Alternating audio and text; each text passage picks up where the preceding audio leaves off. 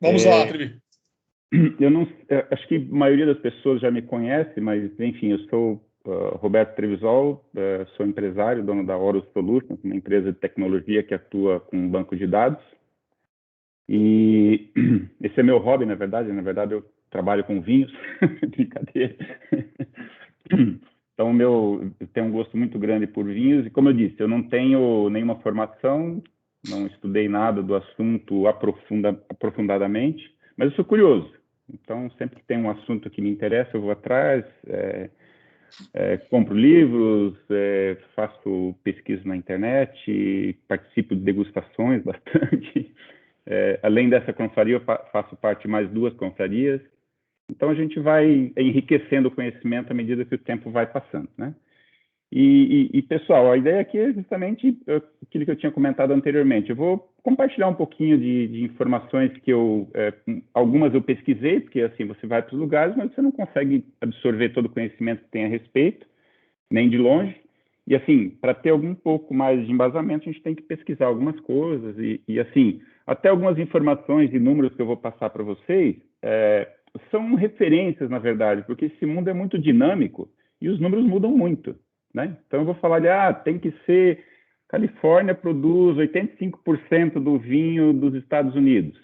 Eu vi lugares que tinham 90%, lugares que tinham 84%, tinham 81%. Então, assim, são números que dão, pelo menos, para a gente uma referência, né? Não são coisas absolutamente exatas.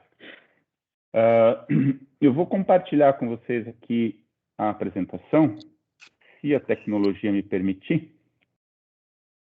Até porque, né, Roberto, no vinho, neste mundo, nada é absoluto, né? Não, absolutamente. E tudo muda, né? Vocês estão vendo a minha tela? Já estamos vendo sim, Trivi. Bom, eu não estou vendo vocês. Será que eu consigo mudar aqui para um outro formato, se eu consiga... Tem sim, Trivi. Se você for ali, tem 2 opções ali. Se você parar de compartilhar agora, para de compartilhar um pouquinho, vai ali... Isso, daí quando você voltar a compartilhar a tela, tem a opção de tela cheia ou só janela. Quando você clica em janela, abre a opção do PowerPoint apenas. Veja se você aparece para ti compartilhar. Aí vai em compartilhar janela. Isso. Vocês estão vendo? Perfeito, estamos vendo sim. Só não posso entrar no modo de apresentação, né? Ou posso? Se entrar no modo apresentação, vai continuar aparecendo, só que daí aparece só a pessoa que está falando para você daí. Tá então, bom. eu consigo de uma forma bem legal, tá? Para de compartilhar e na hora de compartilhar, escolha procurar no computador e carregue o arquivo. Aí você consegue ver a gente, consegue ver o que está apresentando.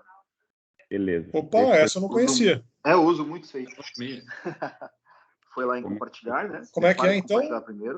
Isso. Compartilhar. Aí vai em compartilhar e não coloca nem tela e nem a tua área. Vai embaixo, tem ali, procurar no computador. Tá. PowerPoint. Só cuidado com o arquivo que você vai compartilhar aí, que tem nada meu Deus. Tomar cuidado com... Procurar no computador? Achei. Isso, aí vai até onde está salva a apresentação, ele vai carregar a apresentação na nuvem e você consegue ver carregando, a gente. Tá. Show. Isso. Aí tira a opção daquele olhinho ali, para a gente não conseguir passar ela, entendeu? Aí só você passa. É a opção do quê? Tem em cima ali tem um desenho de um olho, que é permitir os participantes avançar a apresentação. Ok. Agora beleza. sumiu, perfeito, era isso mesmo. Nossa, muito bom. Não sabia dessa alternativa aí. Era tudo que eu precisava para hoje. Maravilha. Eu tenho uma reclamação. Onde que está escrito embaixo Wilson, tem um reflexo grande, eu não consigo enxergar mais nada.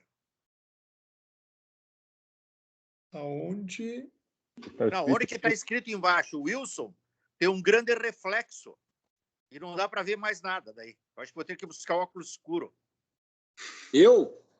É eu, Juraci? Claro, é o reflexo da luz na tua careca, né? Olha, eu pensava que o cara tá falando sério, bicho. Juraci, só para você ter noção, eu diminuí aqui a luz que estava em cima para ver se não atrapalhava a apresentação do Roberto, entendeu? Mas não é assim, não teve jeito. Eu fui buscar o boné para esconder o Eu estava olhando onde é que estava. Peraí. Podemos prosseguir então, pessoal? Vai lá, Trivi. Segue lá. Consegue ali agora, Juraci?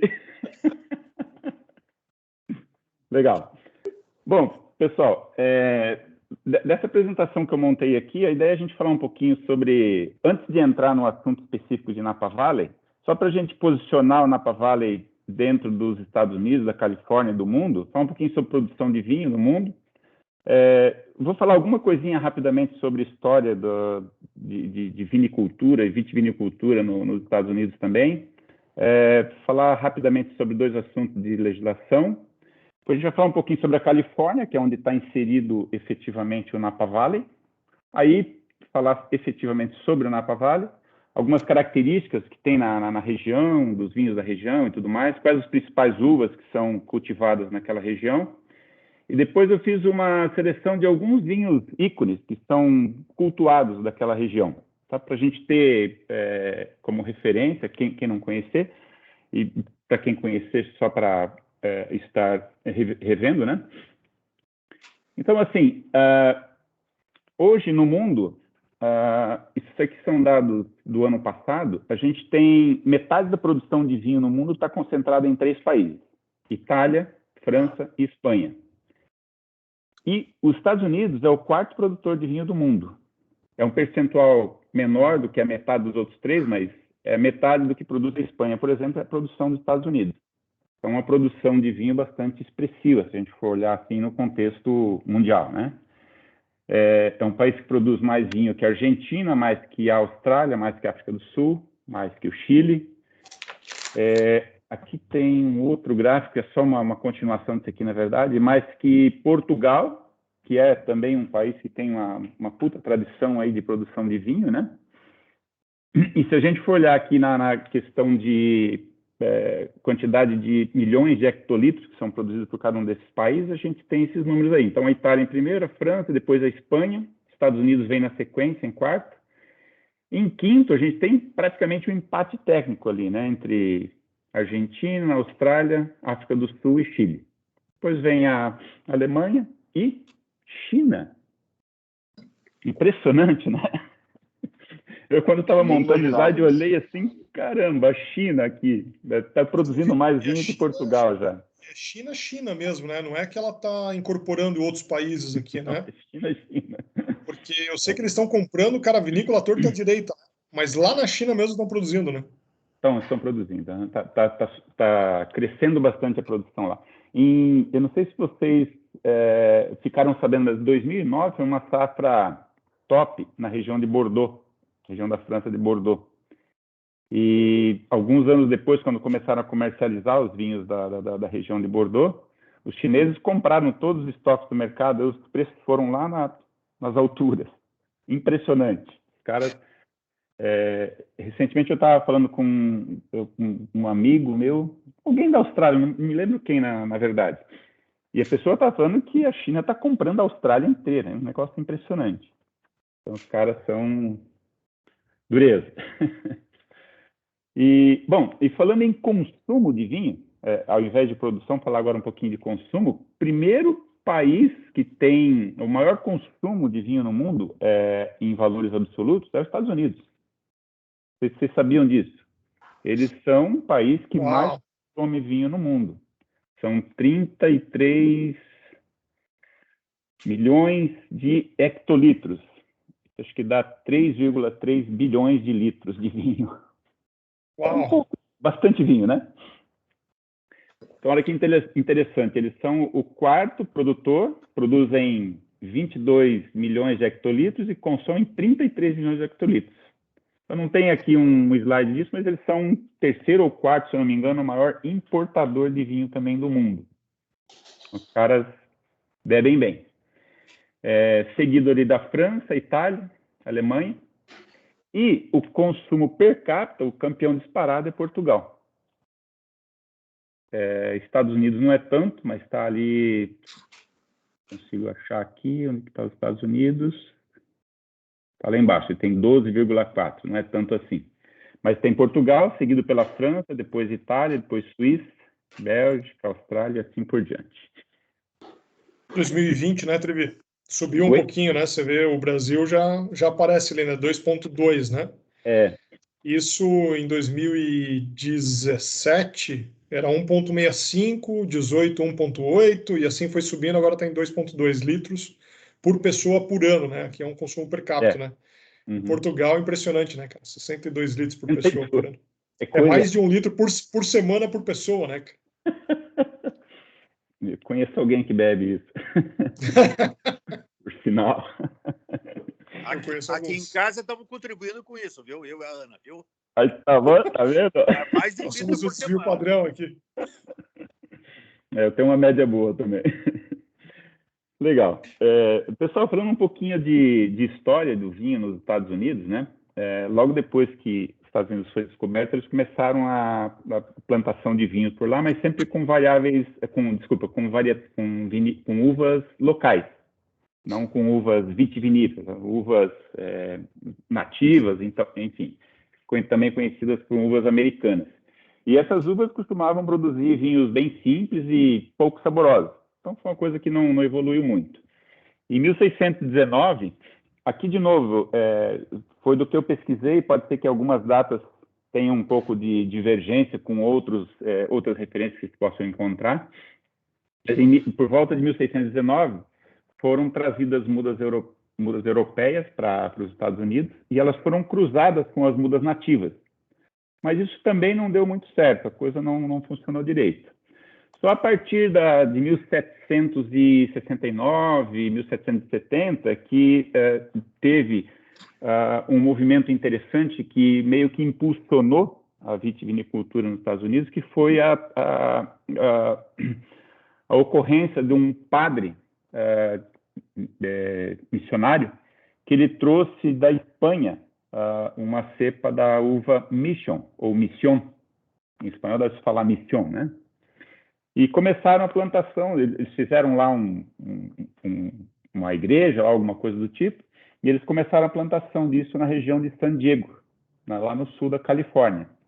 E com um terroir mais adequado, essa uva começou a ter evolução, e por questão ali de mais ou menos um século, essa movimentação da vitivinicultura começou a se espalhar pelo estado da Califórnia, se espalhou bastante. E isso era muito voltado assim para a produção da igreja. Mas isso, com a expansão, isso começou a se transformar numa coisa mais comercial, efetivamente. Aí, por volta de 1860 até 1890, eles dizem que foram os anos dourados ali dessa região. Por conta da corrida do ouro, aumentou muito a população na região, e o que também fez com que aumentasse o consumo e a produção, consequentemente, aumentou também. Então, teve uma evolução muito grande nesse período aí da produção de vinho nos Estados Unidos, né? Que bateu lá com essa época da corrida do ouro. Aí, em seguida, veio um período meio complicado. Tá? Por volta de 1890 ali, começou a ter a doença da filoxera, que devastou vinhedos assim à torta direita. Aconteceu isso na Europa também. Eu não sei dizer para vocês se foi mais ou menos na mesma época ou não, mas aqui aconteceu muito. Entre 1890 e 1915 teve uma devastação absurda dos vinhedos nos Estados Unidos, principalmente lá na Califórnia. A filoxera não foi só na Europa, então? Não, os Estados Unidos afetou também. E em seguida a isso, em 1919, 1920, teve a questão da lei seca, né, que é a proibição de consumo de álcool nos Estados Unidos, que foi um negócio também que fez com que reduzisse ainda mais os vinhedos. Então, ali na região da Califórnia, ali, ficaram alguns resquícios de vinhedos, em alguns cantos ali, e o negócio meio que sumiu. Aí na sequência, veio a grande crise, Segunda Guerra, e por volta de 1960, 1970, teve uma retomada bastante importante da vitivinicultura nos Estados Unidos. Então, começaram a plantar muitos vinhedos, aumentar bastante a área plantada, e aqui já com uma abordagem um pouco diferente, já baseada aqui em cepas europeias, em uvas europeias e tal. E a partir de 1970 que teve efetivamente o boom da produção de vinhos nos Estados Unidos. E, em 1976, teve um evento que foi, acho que para a vitivinicultura dos Estados Unidos, mas principalmente para o Napa Valley, teve ali o divisor de águas, né? Que foi o julgamento de Paris. Até eu não sei se alguém já assistiu, tem um filme que fala sobre essa degustação, né? Tem o Steven Spurrier. Sueli está dizendo que já assistiu esse filme. É bacana, é bem legal, eu recomendo. Não assisti, se chama Julgamento de Paris, o filme? Paris Judgment. O Steven Spurrier é um britânico que ele era professor, jornalista, tal, e ele promoveu uma degustação às cegas, onde eles levaram vinhos da Califórnia para fazer uma degustação às cegas com vinhos de Bordeaux e da Borgonha. Então foram os Cabernet Sauvignon e os Chardonnay da Califórnia, levaram para lá, e eles fizeram lá essa degustação com os juízes e degustadores, seja lá como se chama isso, que eram franceses, efetivamente. Então eram 5 vinhos de Bordeaux, 5 Cabernet Sauvignon, 5 vinhos Chardonnay, 5 Chardonnay da Borgonha. E,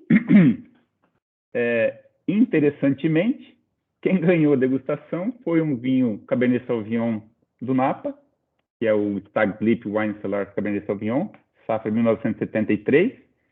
E na categoria branco, quem ganhou foi o Chateau Montelena Chardonnay, também safra 1973.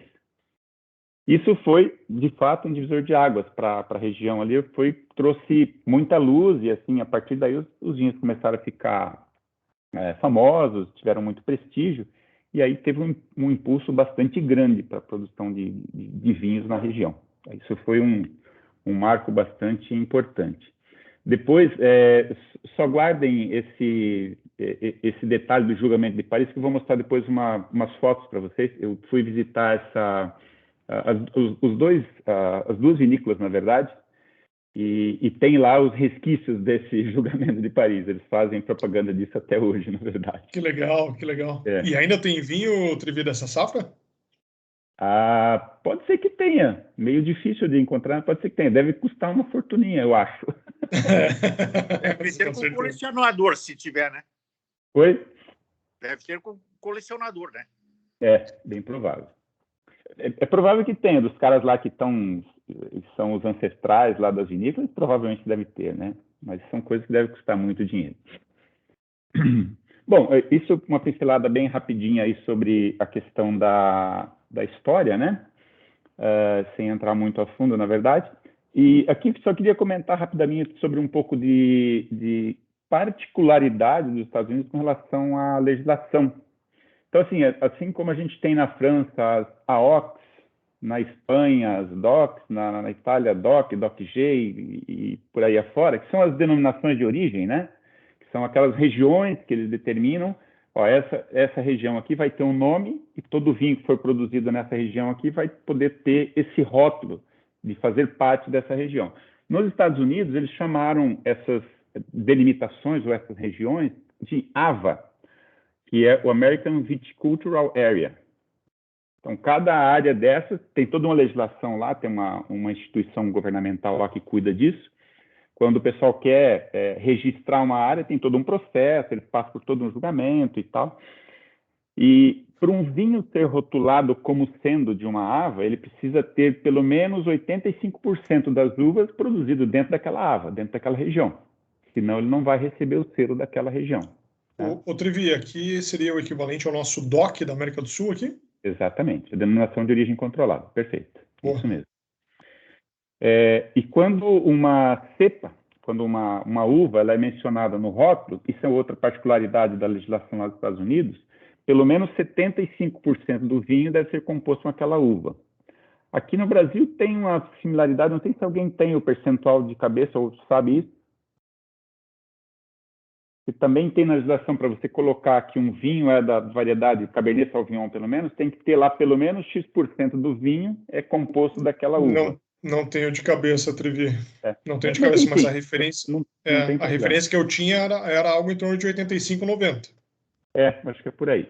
Aqui, até tem uma observação aqui. Cada estado nos Estados Unidos eles podem ter legislações mais restritivas.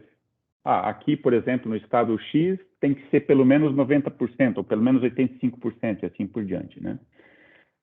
E outra coisa que também tem na legislação, que é assim, curioso, quando você coloca a safra no rótulo de um vinho, pelo menos 95% do vinho tem que ser daquela safra.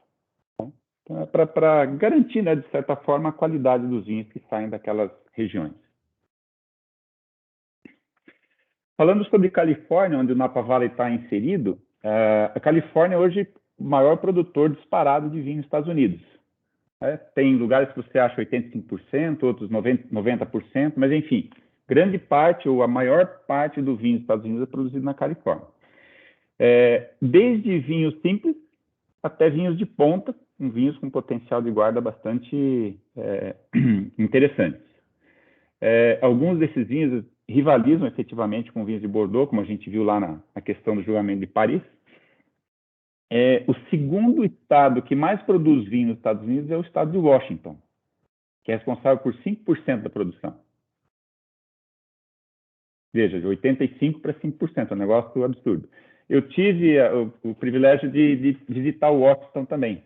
E, sei lá, de repente, numa próxima oportunidade, a gente possa falar sobre o Washington, que é também deslumbrante. Uma coisa que vale a pena, entre parênteses, aqui, comentar com vocês é assim, primeiro contato que eu tive com vinhos americanos, e principalmente do Napa Valley, na época, eles eram vinhos acessíveis a preços dos Estados Unidos, né? Mas hoje em dia, os vinhos subiram de um jeito, no valor dólar mesmo americano, que é impressionante. Subiu muito. E, particularmente, os vinhos do Napa Valley, não todos, obviamente, mas grande parte deles, tem esse apelo muito de etiqueta, por conta de todo esse engajamento, que tem toda essa propaganda, todo esse marketing. Então, às vezes, você tem um vinho lá que, até vou comentar isso com vocês depois, que ele é super famoso, custa um monte de dinheiro, mas o vinho não é, talvez, tudo aquilo que outros vinhos mais baratos podem chegar. É o glamour, né? É o glamour, exatamente. O merchan, né?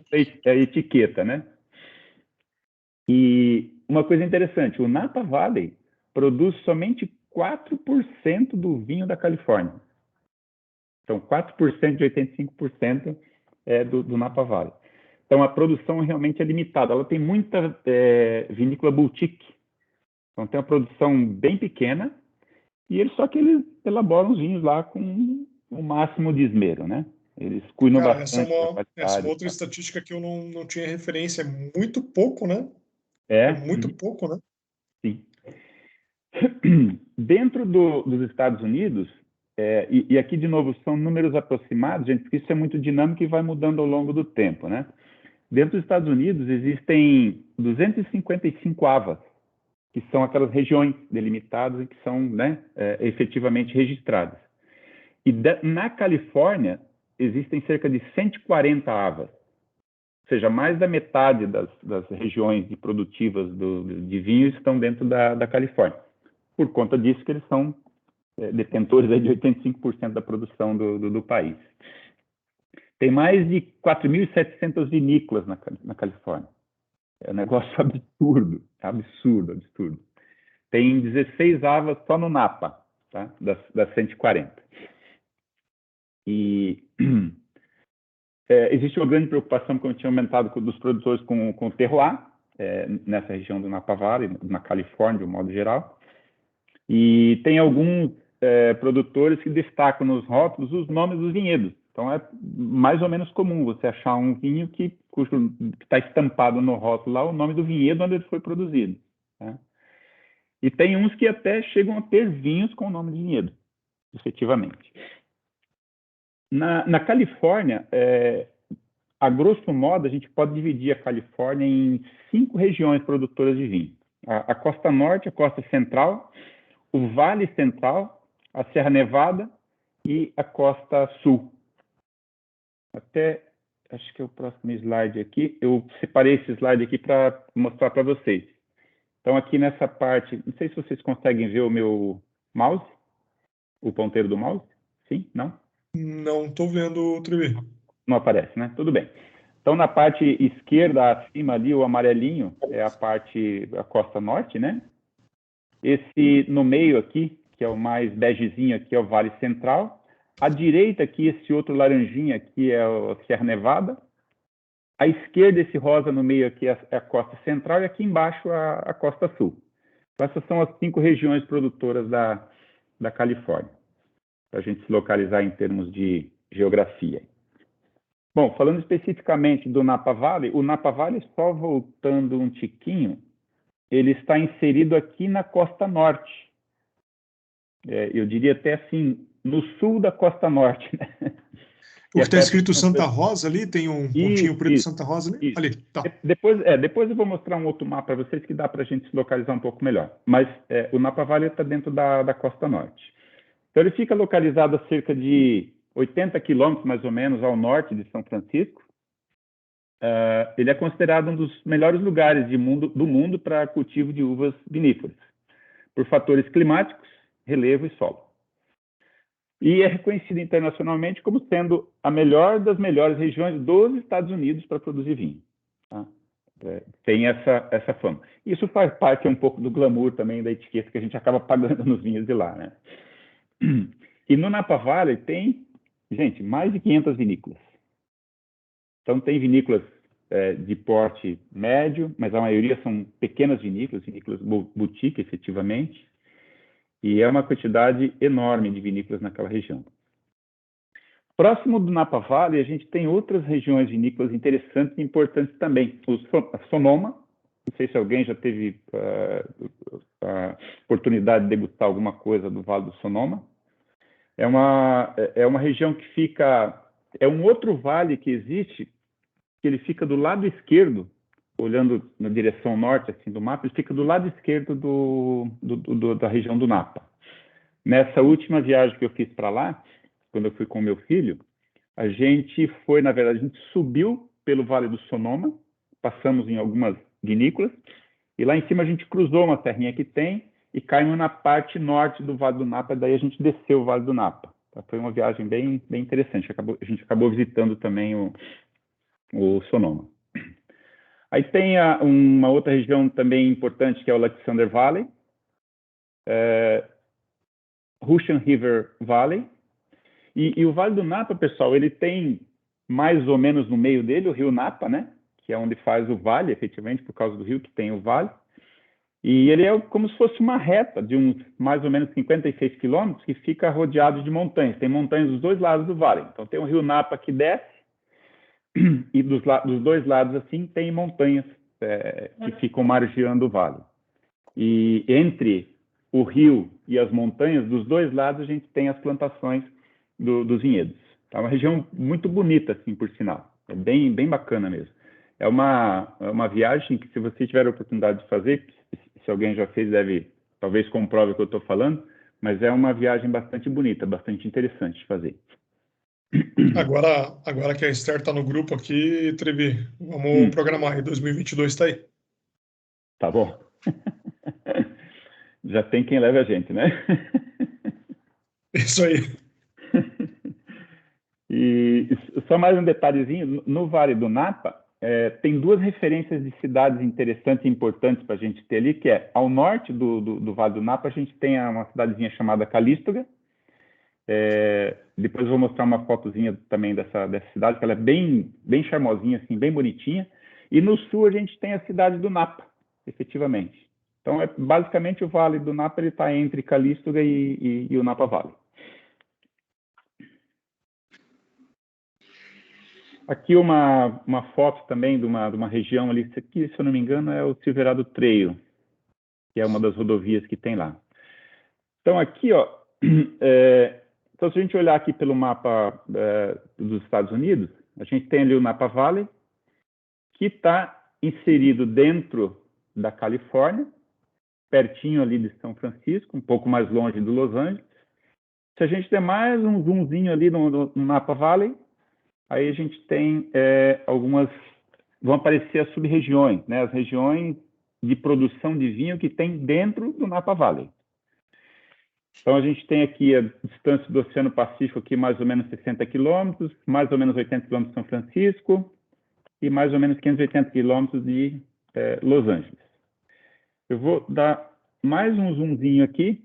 Então, aqui, para mim fica difícil até de óculos enxergar aqui, mas tem aqui as várias regiões de produção, como se fossem, assim, distritos ou municípios dentro da região do Napa, onde tem as produções de vídeo.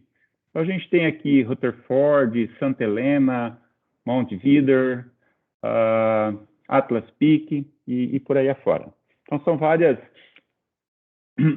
regiões que tem aqui dentro do próprio Napa Valley com produção de vinho.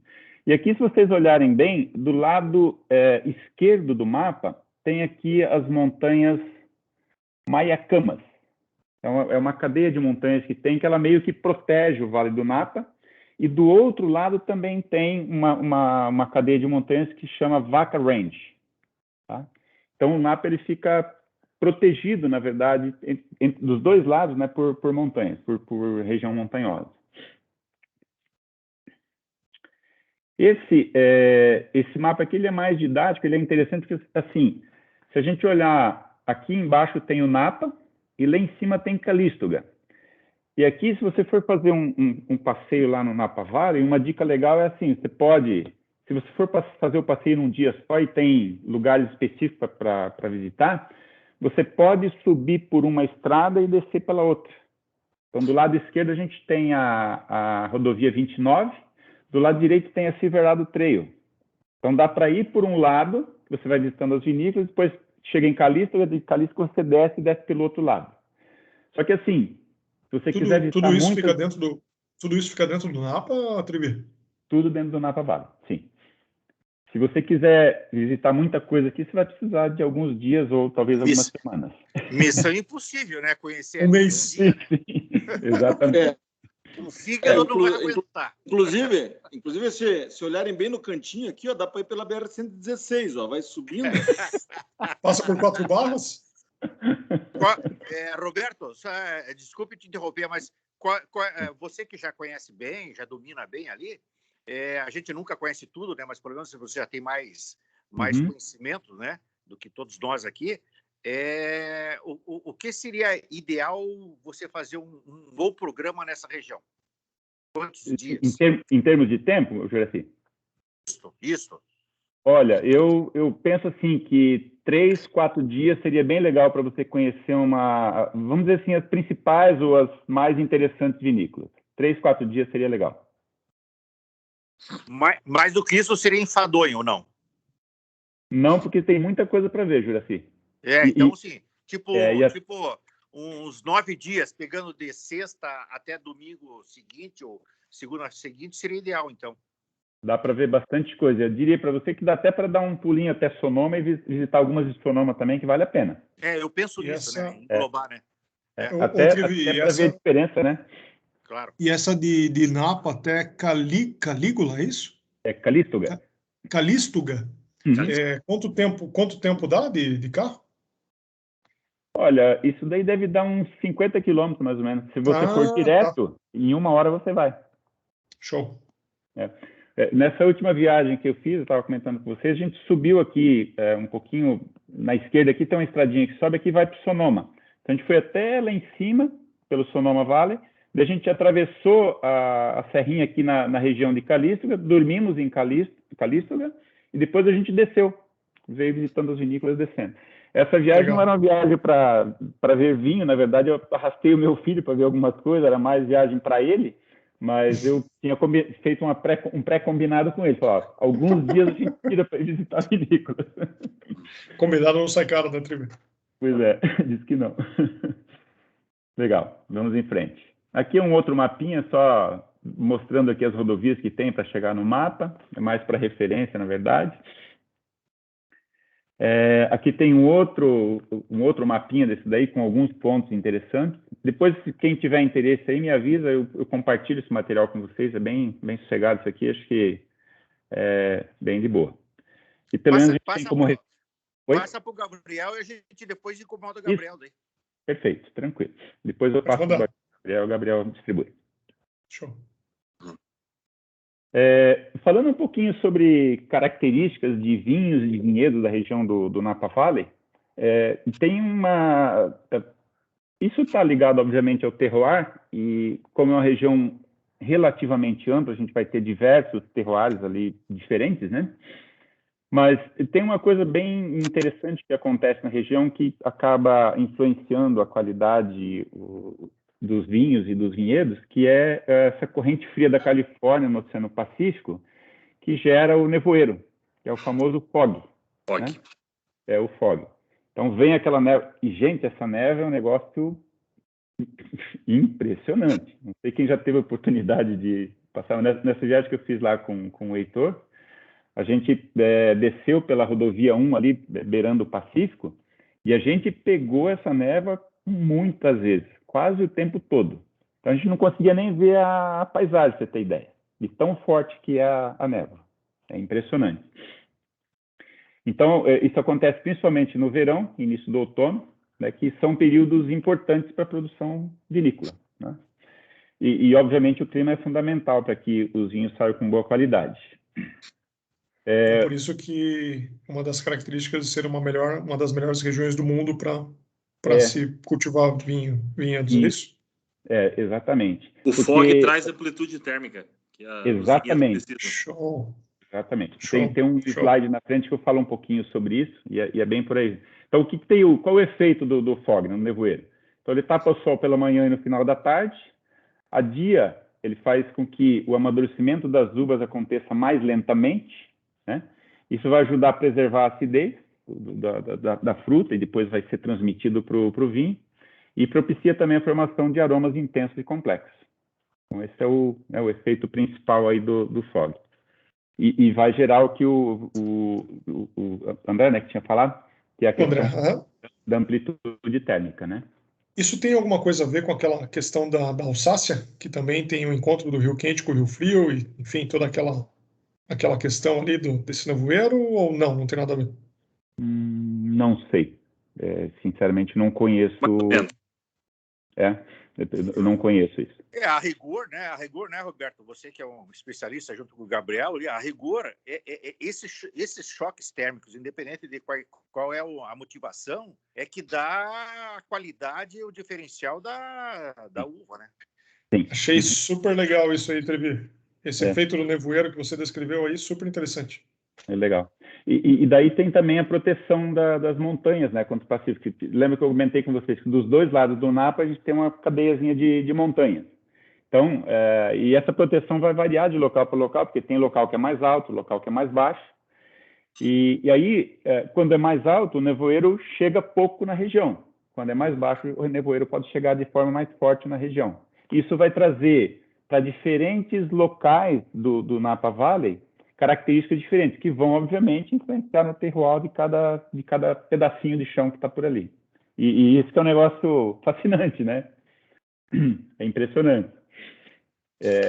O nevoeiro ele vai chegar no interior com diferentes velocidades, em diferentes locais, e vai criar essa variedade de terroirs que eu falei para você. Aqui, olha só, tem meio com ilustração aqui, né? Que vem lá o fog do oceano, do Pacífico, bate aqui, e o fog que vem do Pacífico, ele é frio, então tem uma temperatura baixa. Só que dentro, no interior, você tem uma temperatura alta normalmente, principalmente no meio do dia. Então, quando você tem um encontro dessas duas situações, aí você vai ter uma ocorrência interessante. Aqui, ó, nesse mapinha aqui, ele tem um registro de como que é a amplitude térmica nos diferentes pontos do Napa Valley. Eu não estou vendo o mapa. Não? Não. Eu estou conseguindo ver aqui, Jura. Não, o meu parou na característica de vinhedos e vinhos. Será que talvez uma questão de internet? Porque para mim está no mapa então, Napa Valley temperatura. Eu estou vendo bem aqui também. Tá normal. Estou vendo perfeitamente também. Esqueça de mim, então. Não, beleza, Júlio, mas depois eu mando o material, daí você dá uma olhada com calma. Daí qualquer coisa a gente troca Jura, o que pode ajudar é desconectar e reconectar de volta, tá? Aí quando você reconecta, talvez ele conecta. Bom, ali então, pessoal, vocês podem ver que na parte mais norte ali, as temperaturas menores são em torno de 4,5 a 10 graus e a mais alta 29. um pouquinho mais para baixo e no centro à esquerda, já chega a temperatura de 35 graus a máxima. E lá embaixo a máxima é de 25. Então até tem interessante uma regiãozinha que aqui embaixo chama Carneiros, fica perto da cidade do Napa, que a indicação de uvas melhores para cultivar ali são as Chardonnay e as Pinot Noir, por causa da variação térmica e da temperatura que tem naquela região, que é um pouco mais fria que nos outros lugares. Então, assim, o André consegue ajudar aí até. Carneiros é a região dos espumantes americanos. Espumantes também, né? Uhum. E espumante você tem que ter, basicamente, muita acidez na fruta para produzir bons espumantes, né, André? Principalmente com as uvas que você falou aí, a Chardonnay e a Pinot Noir. Uhum. Que são as duas uvas básicas dos espumantes, né? A temperatura alta também durante o dia, essa amplitude térmica que a gente tem, a temperatura alta ajuda a amadurecer a uva, mas quando você tem um resfriamento, ele dá uma retardada nesse amadurecimento. Quando você tem região muito quente, você tende a ter muito açúcar na fruta e muito teor alcoólico no vinho, de modo geral, né? E isso é o próprio açúcar vai transformar em álcool na sequência, né? Exatamente. Só detalhe, Gabriel, tá aparecendo aqui umas imagens de gente que está tentando entrar, acho que você está atento aí, né? Eu estou atento aqui, pode deixar. O último aqui foi o Jura. Jura, atualizou para ti aí? Deu certo? A gente já está vendo aqui um mapa agora com alturas aqui, altitudes. Esse outro aqui mostra quais são as elevações que a gente tem ali no Napa Valley. Pode ver que lá no Monte Santa Helena, no norte, lá são 1.219 metros, uma altitude razoável. Aí tem alturas ali de 671, 650 à esquerda. O Atlas Peak à direita, quase 800 metros. E lá embaixo, no pé do vale, né, a gente tem alturas ali menores, de 0 a 214 metros. Você subiu alguma montanha lá, Trivi? Não subi. Não? O cara deve ter uma vista legal, né? Só enchi a cara de vinho. Com a cara cheia de vinho, não subia mesmo, né? Opa. Falando sobre as principais uvas que são cultivadas na região, até sumiu uma das uvas aqui, que interessante, que era para ter no slide. Bom, as duas uvas mais cultivadas nessa região, pessoal, Cabernet Sauvignon e Chardonnay, né? E tem a Zinfandel, que tem muita ocorrência também. Eu não sei o que aconteceu no slide aqui, mas tinha a Zinfandel no cantinho aqui, ela sumiu.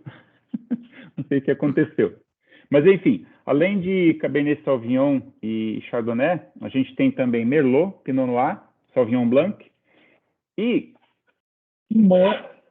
um monte de outras uvas que vocês possam imaginar. Então, assim, já vi vinho lá de Touriga Nacional, já vi vinho de Carmener, de Malbec, bastante coisa. Cheguei a tomar, isso foi no Vale do Sonoma, se não me engano, um vinho do Porto, elaborado a partir de Touriga Nacional. Só que lá no Vale do Sonoma. Então, assim, isso é bastante comum, na verdade, né? Você tem as uvas que mais se adaptam à região, mas o pessoal sempre faz explorações, que algum terroir específico, às vezes dá certo alguma uva específica produzir naquela região. Ô, Trevi, e eles têm essa característica mesmo de inovação, de diferenciação, de fazer essa saída da curva, hein? Eles têm. Eles investem muito no negócio. De modo geral, assim, os caras são bem afiados, sabe? Arrojados, né? Arrojados. E legal. E uma outra dúvida que eu tenho, a Zinfandel, né? A Zinfandel, ela é uma uva em característica com relação à potência.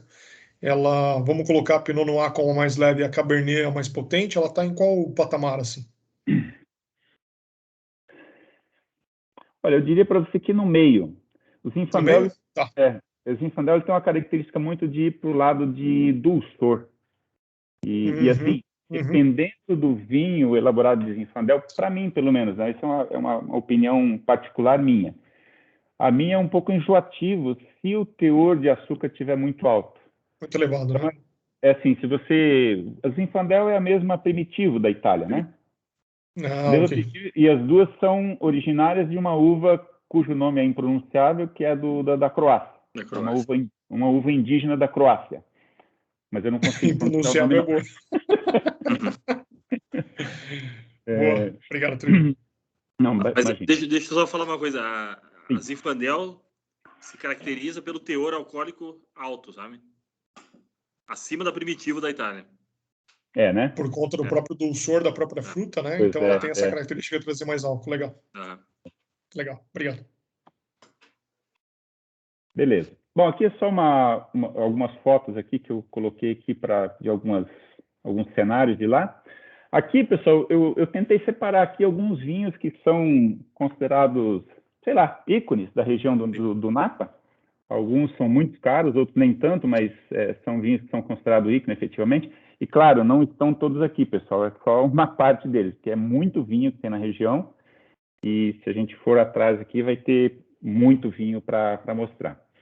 Eu separei alguns aqui que eu queria falar bem rapidamente para vocês. Esse vinho, o Insignia, eu não sei se alguém já degustou. Não. Ainda não. O Insignia, ele é um corte bordalês, elaborado pela Joseph Phelps. E eu particularmente, sou muito fã desse vinho. Ele é um vinho muito bacana. Esse vinho aqui, o 2004, essa safra 2004, eu tive a oportunidade de degustar em 2012. E foi a comemoração por ter completado o meu primeiro Ironman. Então, assim, é inesquecível.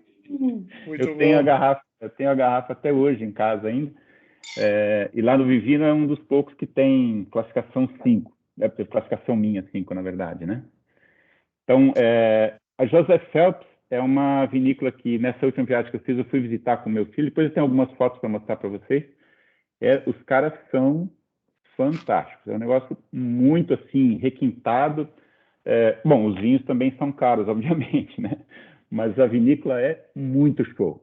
Se vocês tiverem oportunidade de ir lá, não deixem de visitar a Joseph Phelps. Vale muito a pena. Esse próximo vinho aqui é uma outra safra do mesmo Insignia, que eu degustei também. Foi outro que levou 5.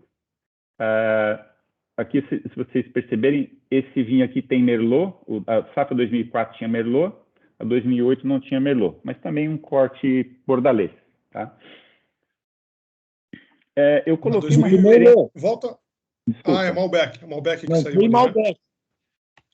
né? Desculpa, Malbec, perdão.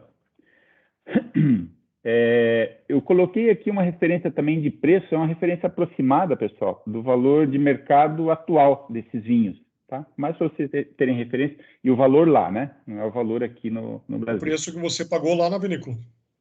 Não, é o preço que está lá no momento. Tá? Esse okay. vinho aqui eu devo ter pago, sei lá, em torno de $200, provavelmente. Mas hoje, se você for comprar um 2004 lá, você vai pagar $400, é o dobro. Bom, por causa da safra também, né? que por causa da safra também, que é uma safra antiga, né? Boa. Já vou me preparando aqui.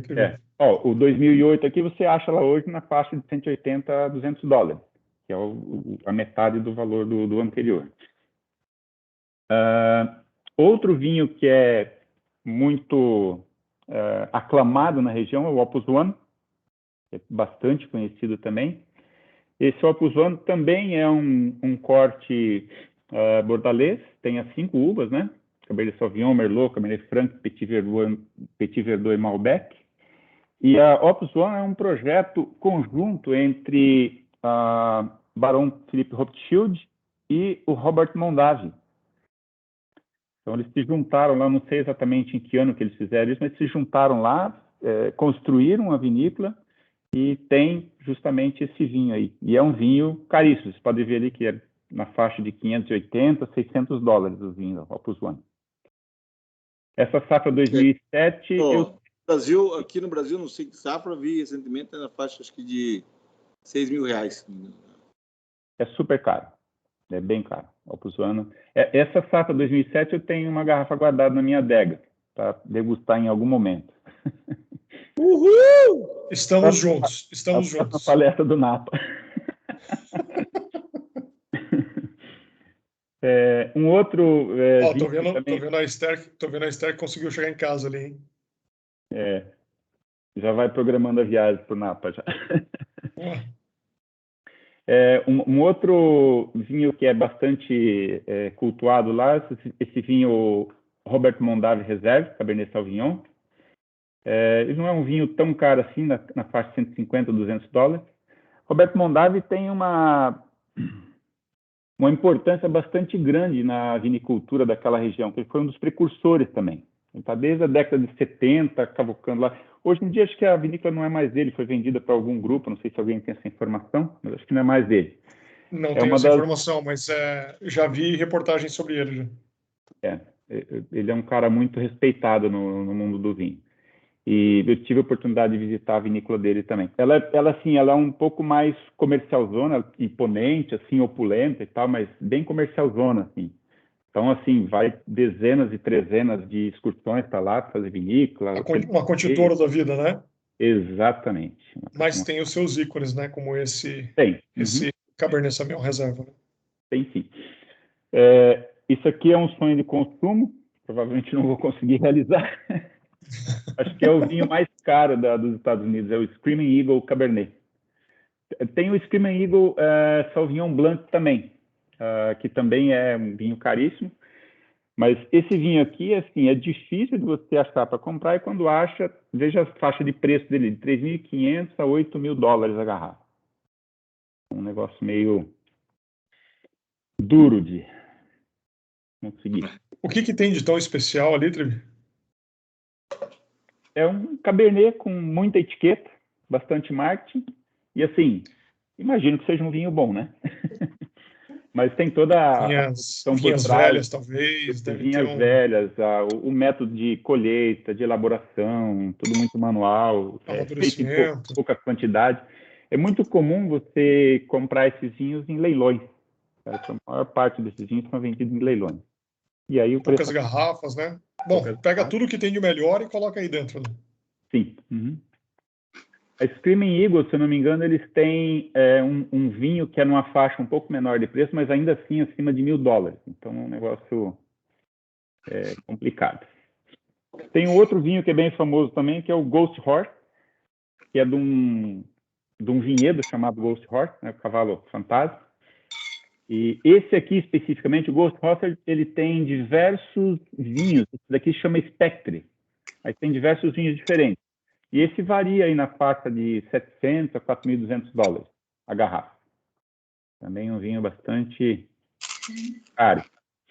Outro que é bastante famoso lá nos Estados Unidos é o Harlem State, na faixa de 900 a 1.200. Vocês viram que esses últimos que eu estou falando, todos eles são Cabernet Sauvignon. São os tops Cabernet Sauvignons da região do Napa. E esse outro aqui, que é o Staffer, do Premier Sunspot, na faixa de 900 dólares, também Cabernet Sauvignon. Tem o Scarecrow, também Cabernet Sauvignon, de 500 a 1.300 dólares a garrafa. Dominus, que é um vinho bem antigo, também bastante cultuado lá da região. Esse já é um pouco mais em conta, mais acessível, 200 a 450 dólares. Esse também é um blend bordalês. Um sim, outro não. Tem esse também que é bastante conhecido, que é o Caymus Special Selection, também Cabernet Sauvignon, na faixa de uns 200 dólares, mais ou menos. Esse vinho aqui tem na Mistral. Uhum. A Mistral que comercializa o Caymus. O Caymus, além do Special Selection, tem outros vinhos também. O Special Selection eu não cheguei a degustar, mas tem outro vinho, um outro Cabernet Sauvignon da Caymus que eu já degustei. Vinho bem bacana também, gostei bastante. Tem o Bellier Vineyard Georges Latour, que também é um Cabernet Sauvignon. Esse é uma das vinícolas bem antigas lá da região também. Ela fica mais na região norte, perto de Santa Helena. Tá? Esse é um vinho também bem famoso lá da região. Paul Hobbs, né, que também tem... Paul Hobbs é o dono da Cobus, é isso? Quem me ajuda? Cobus. Isso. É Cobus. Né? Isso aí. Cobus felino. Eu tenho um Cobus aqui. O Paul Hobbs, ele tem também obras de arte e vinícolas ao redor do mundo. É um bilionário. Exatamente. Excêntrico. Uhum. E lá na região do Napa Valley, ele tem essa vinícola dele lá, que eles elaboram esse Cabernet Sauvignon aqui, que é na faixa de uns $500, mais ou menos. E esses grandes ícones, né, Trevi, são todos, né, a maior parte aí, varietais, né? Monocasta aí de Cabernet. Você vê, ou o blend Bordalês ou o Cabernet Sauvignon, né? Show. Tem também o Roy State, que ele também é um blend, na faixa de $200, $300. Gostosinha. E, bom, em termos de vinhos ícones que eu tinha separado, era isso daí. Pessoal, aqui terminaria, em princípio, a parte do slide da apresentação. Eu tenho umas fotos, se vocês quiserem, eu posso mostrar para vocês rapidamente. Sim, queremos. Só um tour, na verdade. Trevi, eu posso só fazer uma pergunta aqui? Claro, por favor. Quando você fala ali bordalês,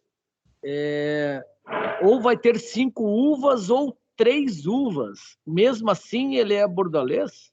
Mesmo com 2 uvas, ele é um bordalês. Então fala lá, sendo 2 uvas, quais são? Por exemplo, Cabernet Sauvignon e Merlot. Normalmente, Cabernet e Merlot.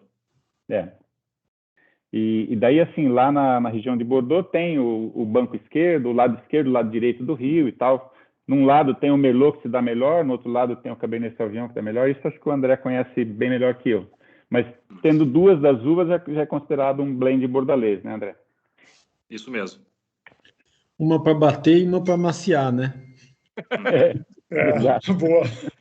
A Cabernet Franc também é muito utilizada, né? Então, nós estamos falando aqui de Cabernet Sauvignon, Cabernet Franc, Malbec, Merlot e Petit Verdot. São as 5 uvas do corte bordalês. Isso aí. Bem isso aí. Isso aí. Legal. Perfeito. Bordalês. Será que eu consigo usar essa mesma técnica aqui para mostrar as fotos? Eu acho que não, porque daí você teria que carregar todas as fotos, hein? Pois é.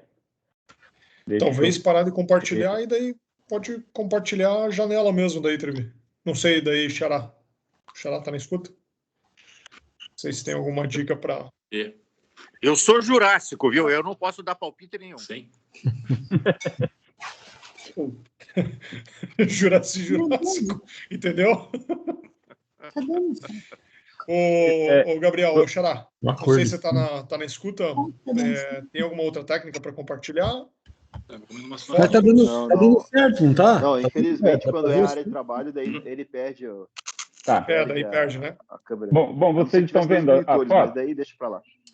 Tranquilo. Estamos vendo sim, Trevi. Estamos vendo sim, Trevi. Então, eu vou começar com uma foto que não é nem de uva, nem de vinhedo, nem de porcaria nenhuma. Essa foto, para mim, ela é um pouco emblemática pelo seguinte, gente. Eu comecei a me interessar por vinhos americanos, e especialmente do Napa Valley, por conta desse senhor. O nome dele é Dean. Ele é sommelier de um restaurante em Las Vegas. Opa! Em Las Vegas tem um restaurante chamado Top of the World, que ele fica no topo da Stratosphere, que é uma torre de 350 metros de altura. Uau. Esse restaurante, ele é giratório. A cada 80 minutos ele dá uma volta em volta de si mesmo. Então você senta na mesa e está jantando e Vegas fica passando do seu lado. É muito legal. É muito bacana. Muito bom. Trevis, talvez precisa carregar a foto ali que estamos vendo só a tua tela do Windows Explorer. Né? Ah, é? Deixa eu dar um duplo clique na foto ali, já vai ampliar ela. Nossa, mas eu tô em tela cheia aqui. Não, acho que ele não está compartilhando mesmo. Espera aí. Ah, não está compartilhando então. Precisa parar o compartilhamento e compartilhar talvez tela cheia agora. Vamos parar. Vamos fazer assim para ver se funciona. Aí, carregou. Uhum. Carregou? Carregou. Beleza. Então, estejam apresentados ao Dean. Quando forem no Top of the World, pode chamar por ele, que é um cara bem bacana, bem gente boa. Ele. E a primeira vez que eu fui lá, ele me recomendou um ou 2 vinhos do Napa Valley. A gente conversou bastante, troquei ideias com ele sobre vinhos aqui da Argentina, do Chile. O cara é muito gente boa. E dessa última vez que eu fui lá, eu fui com quase toda a família e apresentei a família para ele. Ele se lembrou de mim, é impressionante, cara. O cara é fantástico. Muito Trevi, Oi. Trevi, também é recomendável depois de jantar, né? Tomar umas 2 garrafas de vinho, daí ir naquela montanha-russa externa que tem, né? É bem interessante também, né? 300 metros de altura. Você já perde a comida rapidinho, né? Ô, Roberto. Oi. Qual que é a senha para acessar esse restaurante? É Roberto Trevisol ou é só Trevisol?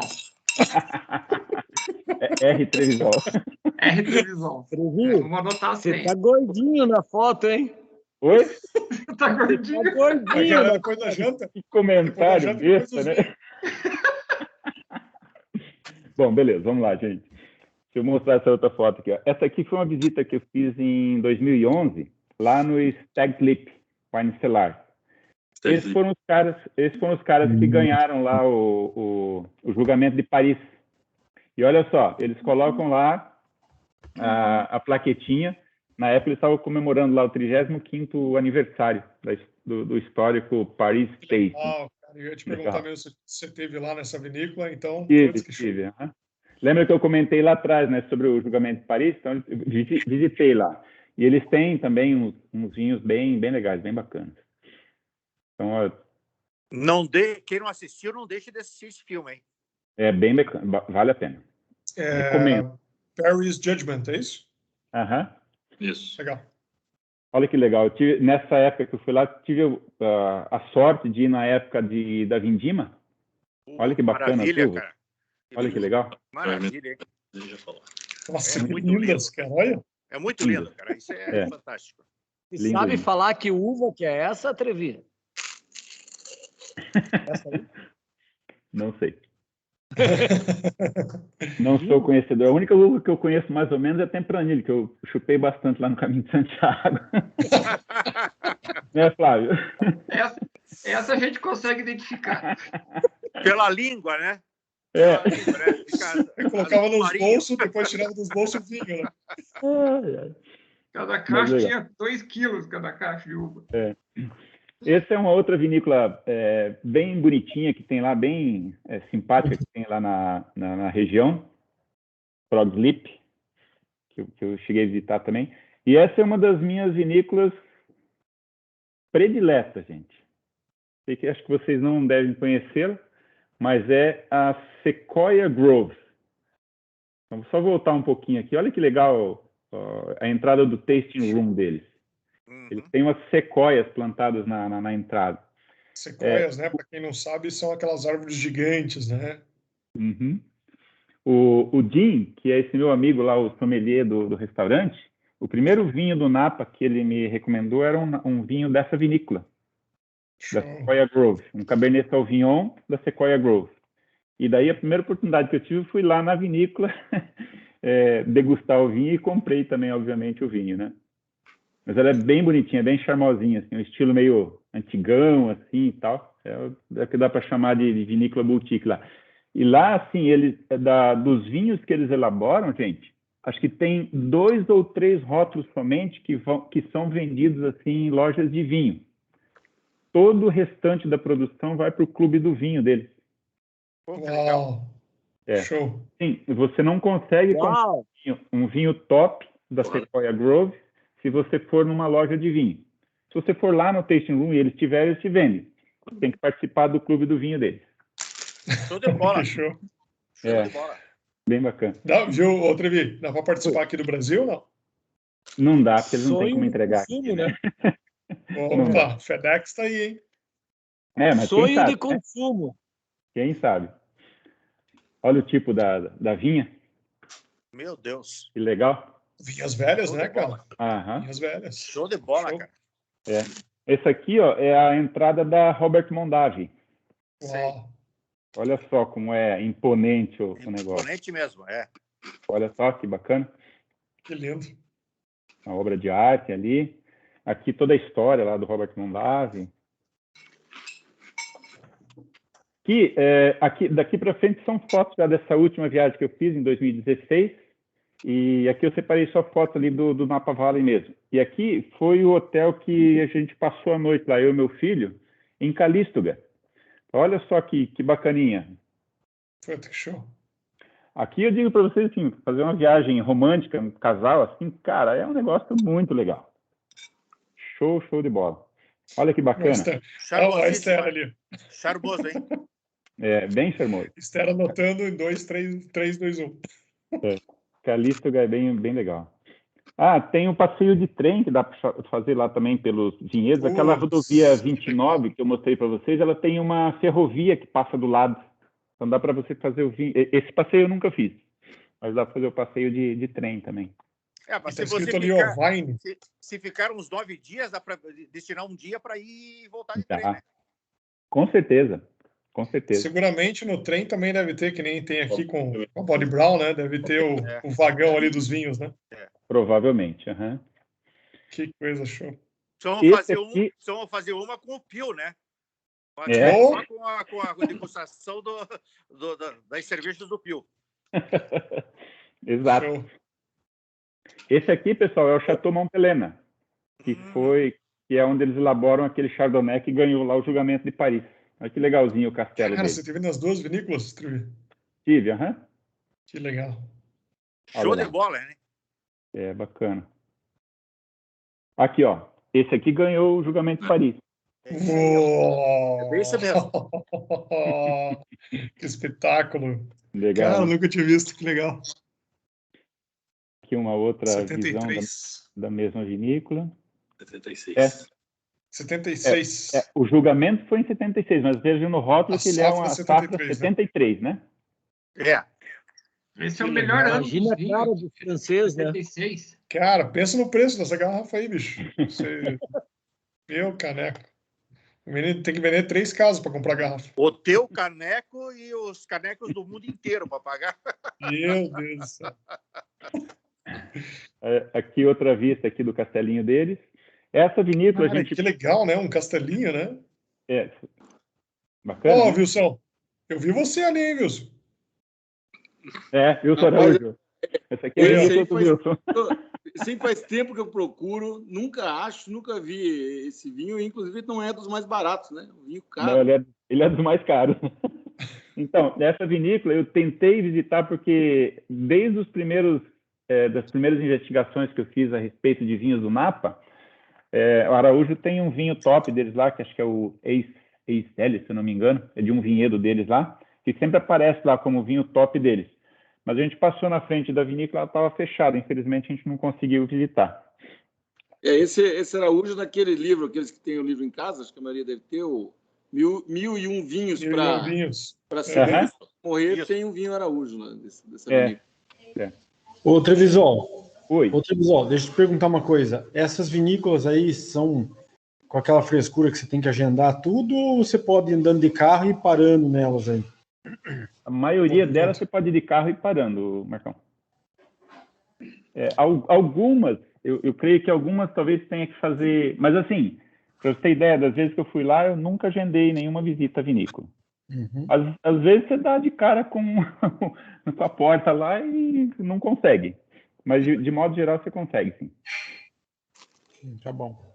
Aqui, ó, Joseph Phelps, que é uma das minhas prediletas. Essa aqui é a entrada dela, um dos vinhedos. Essa época aqui, deixa eu pensar, a gente estava lá em julho. Aqui o vinhedo estava... Julho, acho que tinha com umas uvazinhas verdes já. Aqui é a entrada do tasting room. Legal. Aqui, ó, é onde tem uma parte do tasting room. Você pode pegar os vinhos lá, você compra lá o tasting. Delícia. Senta aqui e fica olhando para os vinhedos e para as colinas ali, tomando vinhozinho. É experiência, hein? É bom demais. Eu recomendo. Ô, Trivi, a maioria das vinícolas ali, elas têm esse vinhedo dentro da propriedade, ou eles têm essa característica aqui no Brasil que compra as uvas de outras propriedades? Tem de tudo, Gabriel.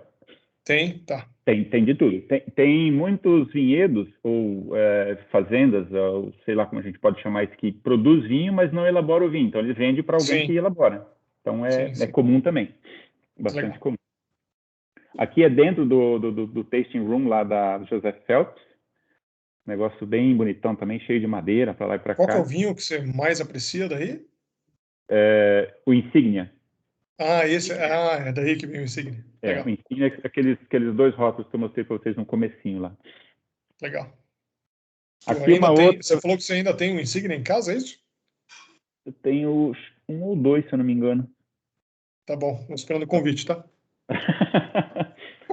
Eu tenho uma safra 8 e uma safra 12, eu acho. Show. Aqui tem uma outra vinícola que é bastante conhecida da região do Napa também, que é a Heights Cellar. Essa é bem antiga. Tem um vinho... Essa daqui, olha só, aqui são os vinhedos, né? E tem aqui a numeração dos clones deles e tal. Isso aqui tem na entrada, bem onde você vai fazer o tasting. Ó, esse é o tasting room deles. Olha só que legal. Olha que coisa maravilhosa. De pedra, né, cara? Vocês não acreditam, né? Cheguei nesse lugar,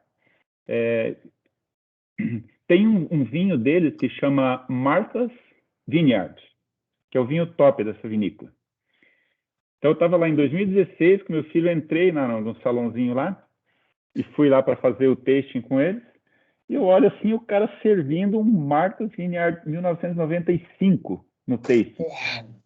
Falei, cara, não acredito nisso, né? E de degustação, assim? Degustação, fui que fui seco, cara. E ele serviu na degustação. Caraca! Opa.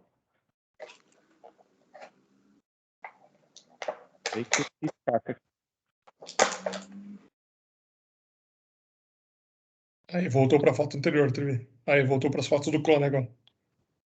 Tava aqui, né? Isso. Uhum. E mais do que isso, ele tinha a garrafa para vender. Eu trouxe uma garrafa dessa comigo. E depois degustei aqui em casa. Essa foi na faixa de entre 150 e 200 dólares. Não era Olha assim, só, cara. Olha. Exorbitante. Não era tão Safra caro. 95? Qual que era a uva? 95. É Cabernet Sauvignon.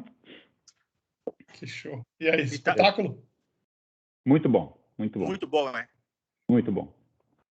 Eu tenho um amigo meu que mora lá ali nos Estados Unidos, ali em Califórnia. Ele vai bastante para lá. E a gente tomava, quando ele estava aqui, né? É da tua área, inclusive, na área de TI. Tá. E ele disse que é o seguinte, com a frequência, eles conseguem fornecer vinhos que não tem claro, é tudo em dólar, né? Então, na nossa realidade, é 5 vezes mais, né? Sim. Mas, assim, mas que é muito acessível e que são vinhos maravilhosos que não está na rota, né, dos rótulos e que você volta de lá maravilhados, né?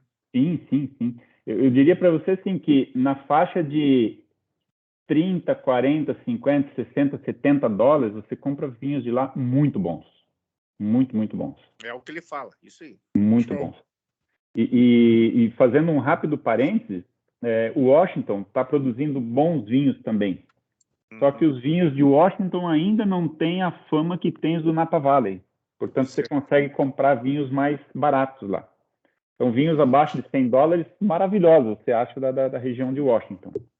É outra dica. É verdade. Eu tenho visto, inclusive, faz tempo que eu parei de assinar o Wine Spectator, mas quando eu assinava, fala-se muito do Oregon também, né, Roberto, lá nos Estados Unidos. Sim. É interessante o Oregon. O Oregon, ele é mais voltado para a produção de Pinots, né? Os Pinots do Oregon são muito famosos. Isso. E até uma coisa interessante, se você olhar os paralelos, né, que tem a ver, o Oregon está mais ou menos perto do paralelo da Borgonha, tem umas coisas desse tipo. Mas é bem isso, o Oregon, a uva que melhor sai lá é Pinot. Em Washington, tem Syrahs muito bons, Cabernet Sauvignon também muito bons, Merlot. Mas assim, já tomei Cabernet Sauvignon e Syrahs maravilhosos da região de Washington. Eu também. Eu fiz um curso lá na universidade, a questão de 5 anos atrás. Fiquei um tempo lá. Tá. E realmente é isso. Os restaurantes de lá, era até para tentar, né, fazer com que nós comprássemos o produto local, né? E aí, os 2, 3 dias, né, 2, 3 noites, né, que a gente saiu para jantar e a gente começou a experimentar, só tomávamos vinhos de lá. E é bem que legal, Não, em Washington. E o Shiraz, que eu não sou muito acostumado, estou aprendendo a tomar o Shiraz, eu tomei muito Shiraz de lá. O Shiraz de lá é legal. Washington, Jura? Gostei muito. É Washington, é isso? Washington, isso. Você estava em Seattle, Juraci? Oi? Você estava em Seattle? Em qual cidade você estava? Não, eu estava em Washington mesmo. Mas em Washington, D.C.? Isso, mas acontece que eles traziam exatamente dos restaurantes, entendeu ou não? Para tentar vender produtos, né, do state, do estado do Washington, né? Entendi. Exatamente. Legal. Porque é interessante porque os vinhedos lá em Washington, só fazendo mais um rápido parênteses, né? A gente está com o tempo estourando aí, Gabriel? Já estourou, né? Não, mas tá tranquilo. Assim, bem rapidinho, então. Os vinhedos, as regiões vinícolas do estado de Washington, elas estão para o interior, que são distantes da região, da cidade de Seattle. Seattle é perto do mar, né? Chove muito no final. Isso. Em Seattle tem... O outro lado de Vancouver ali. Isso, exatamente. Vancouver, né? Vancouver. ou né? Vancouver. Só tem chinês lá agora. Em Seattle, tem uma região, um bairro, que eles fizeram um monte de tasting room das vinícolas que tem no interior. Então, se você tiver em Washington, assim, tipo uma quadra, assim, uma quadra, 2 quadras, você visita, sei lá, 100, 200 tasting rooms de vinícolas diferentes que são do interior. Muito, muito bacana. Mas eu achei interessante, porque eu não sabia que o Washington produzia vinho, né? Então, ali, há esses 4 anos atrás, né? Quando eu fiz o curso, é que eu me dei conta disso, porque eu acho que eles devem ter aqui uma estratégia, né, de venda de vinhos para estrangeiros ali, né, do Washington, né? E aí, então, assim, divulgar, né? Eles sempre, você tem vinho e tal, né? E aí eles ofereciam exatamente isso. No primeiro, segundo dia, a gente estranhou, até pedimos, mas a gente estranhou. Pô, mas o Washington produzindo vinho, né? Mas não a cidade, né? Estou falando ali da região, né? Da região do estado de Washington, né? Exatamente. Legal. É outra visita que, assim, vale a pena, viu? A gente passou lá, a gente fez uma visita lá, a gente gastou uns 3, 4 dias. Lá as coisas são mais distantes, são regiões mais distantes, então tem que estar indo de carro, enfim. Mas é bem bacana, vale a pena. Outra vinícola que eu tive lá no Napa Valley foi a Opus One, daquele vinho lá que eu tinha mostrado para vocês. Show. Um detalhe, eu acabei esquecendo de comentar isso com vocês. O Opus One, vocês viram lá que é um vinho super caro, ou pelo menos para os nossos padrões é super caro, né? Mas um vinho da faixa de $600.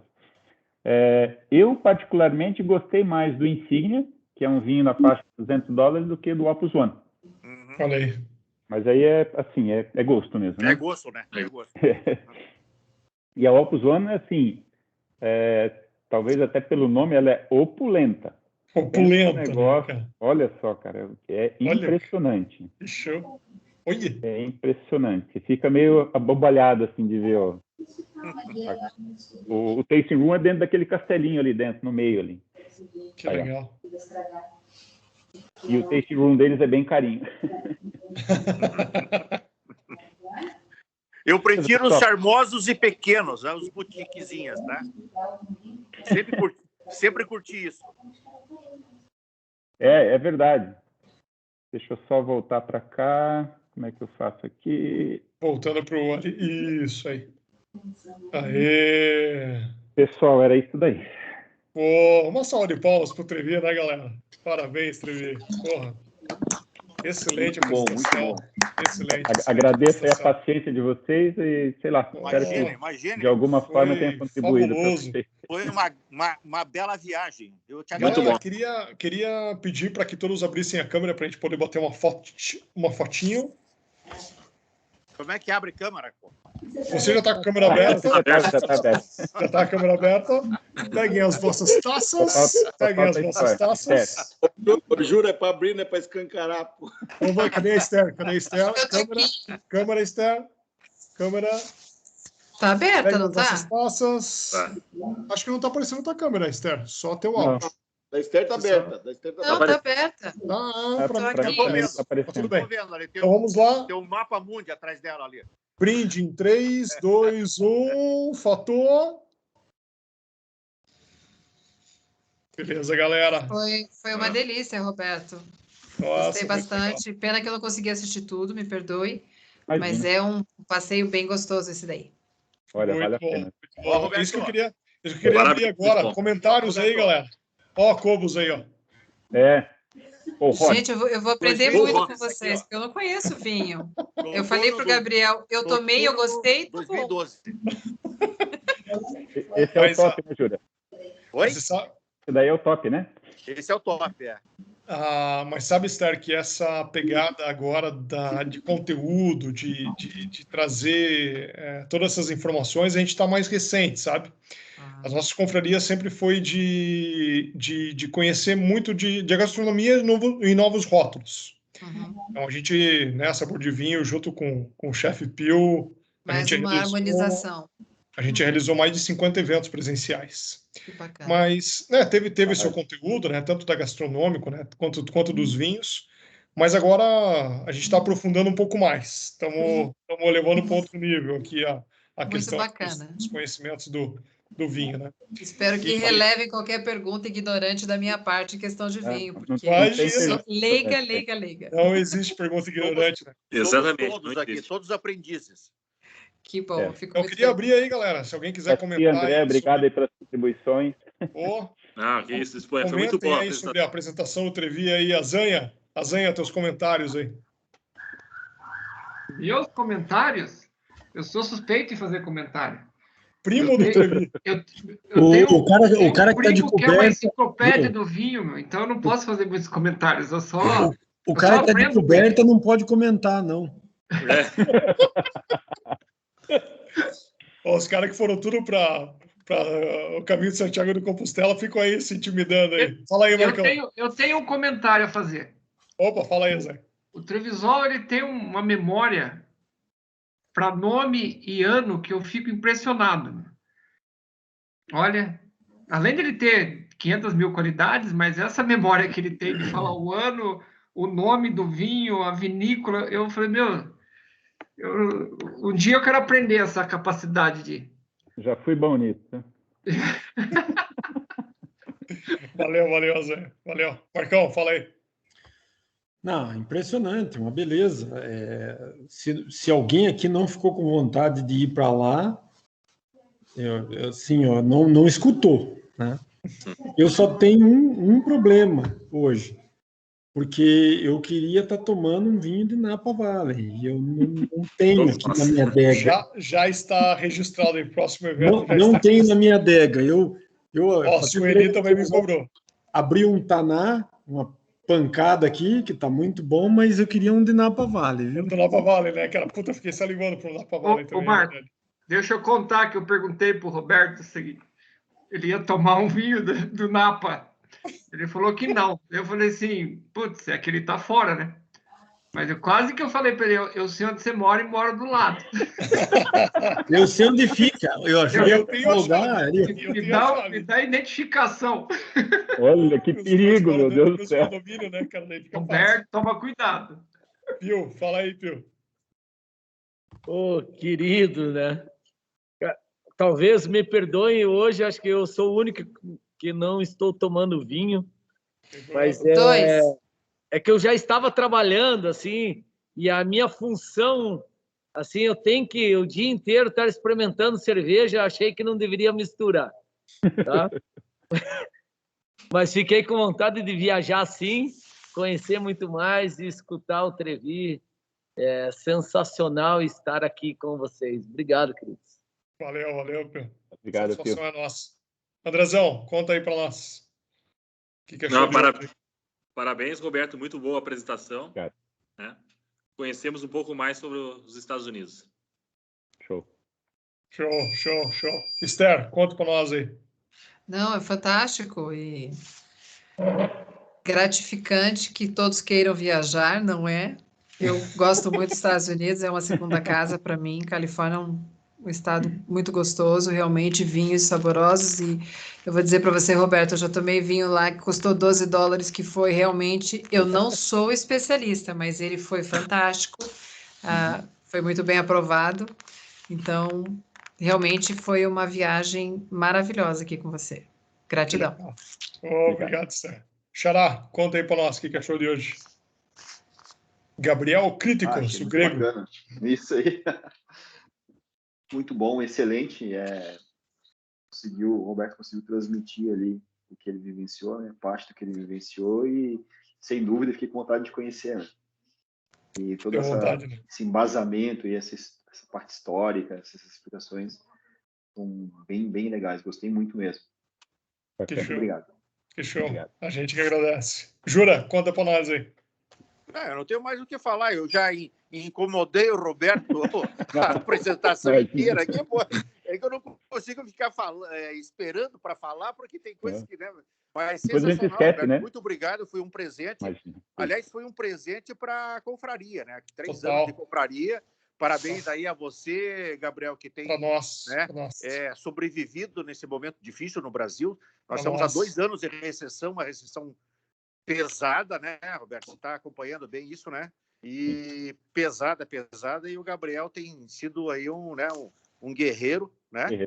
E exatamente, o cavaleiro dessa cruzada aí da sobrevivência, né? Principalmente nessa área, porque não é um produto de primeira necessidade, é mais para aqueles que gostam, tal, e obviamente há um impacto muito forte, né?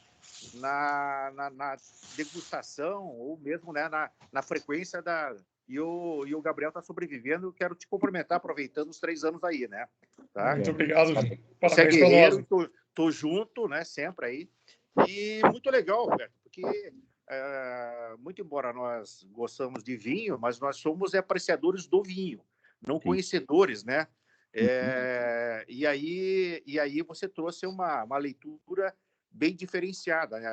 Muito embora nós tenhamos informação sobre isso, mas você trouxe a vivência, né?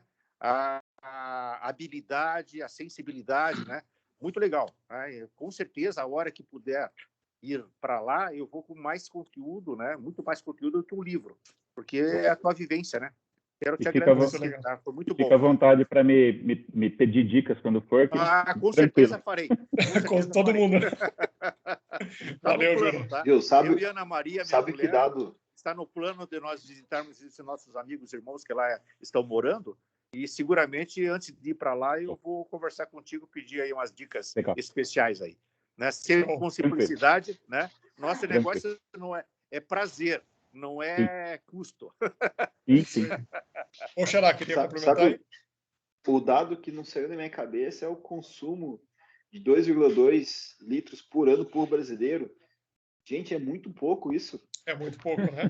Você viu Portugal? Caramba. 62 litros por pessoa por ano, né? Meu Deus. Então aqui a gente olha o copo meio cheio ou meio vazio. Eu sempre olho o copo meio cheio. Ô Marcão, eu vi que a Sumaia está aí do lado. A Sumaia acompanhou um pouquinho da conversa do Trevi. Quer comentar alguma coisa aí? Eu acompanhei, mas muito pouquinho. Eu gostei da parte em que a Esther vai montar uma viagem para a gente ir. Isso eu amei. Parabéns. Já estamos planejando aqui. Valeu. Não, pode reservar já uns 5 dias em Calístoga, porque o Roberto falou que é romântico e nós vamos ovinho, beijinho e ó. Maravilha.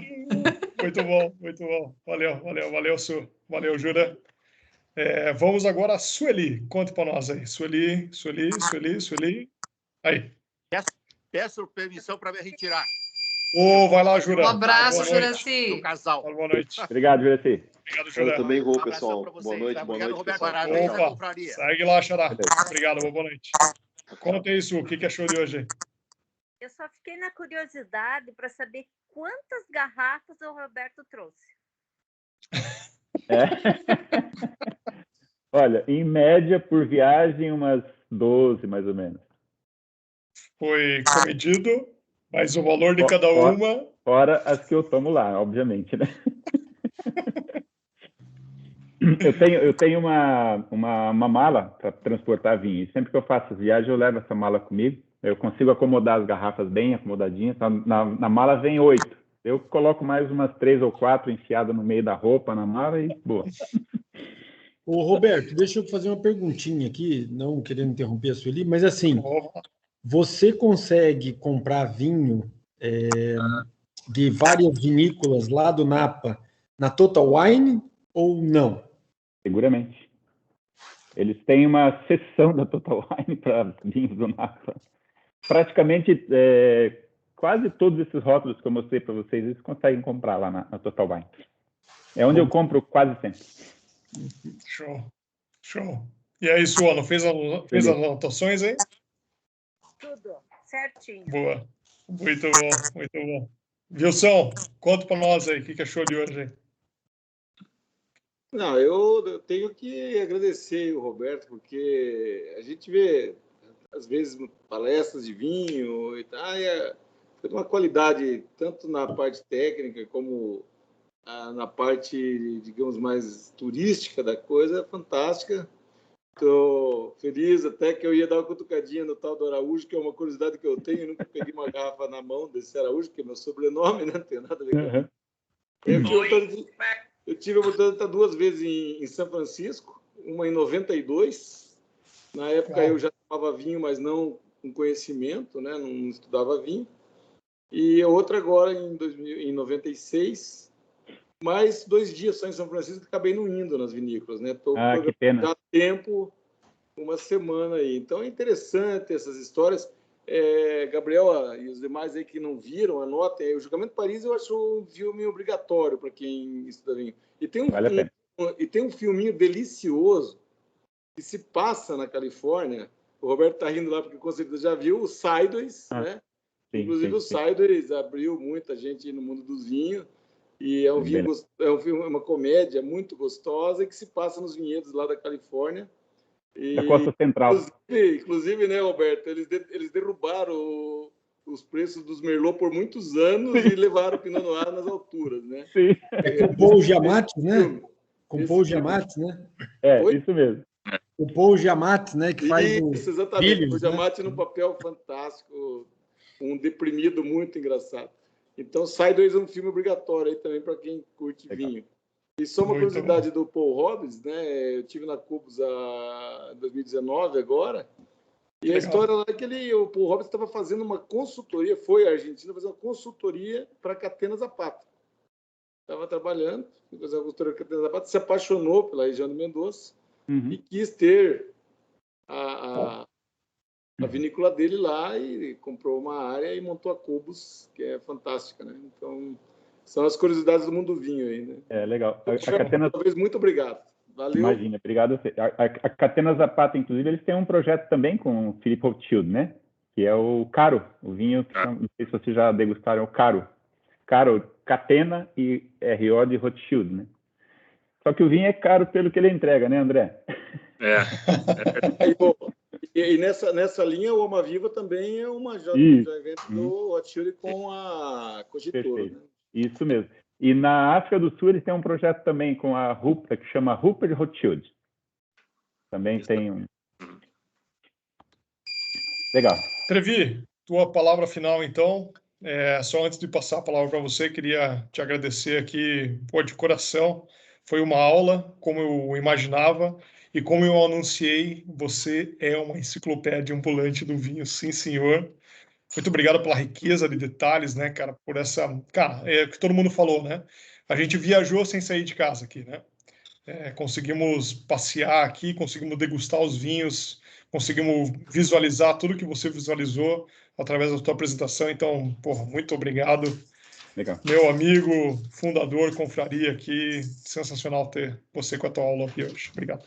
Bacana. Eu que agradeço, pessoal, o tempo de vocês aí. E, assim, para mim é um prazer sempre poder compartilhar essas experiências. Porque vinho, para mim, é hobby, implica em muito conhecimento, em investigação, pesquisa e tal, mas eu faço de uma maneira muito tranquila, muito sossegada e, assim, para realmente ter uma boa experiência. E poder compartilhar isso com vocês. Vinho, na verdade, é isso, né? A gente conseguir compartilhar. Às vezes você vai tomar um vinho lá, vinho bacana, cara, você quer estar junto com alguém, você está com seus amigos, junto com as pessoas, né? que são próximas, queridas e tal, para compartilhar aquele momento. E cada momento é uma experiência diferente. E a gente vai acumulando história. É assim. Cada vez mais velho, cada vez mais história para contar. enquanto a memória deixar. Mas agradeço a todos aí, a atenção de vocês. Aí. Depois eu envio para você o material e você distribui para a galera. Depois distribuo. Manda aí. Legal. Galera, um beijo grande para todos. Obrigada. Gente, boa noite. Obrigado. Tudo bom, viu? Excelente resto de semana. Trevi, mais uma vez, muito obrigado. Se cuidem todos. Boa noite. Até a próxima, galera. Boa noite. Último brinde. Quem tiver taça ainda. Viva. Saúde, galera. Viva, saúde.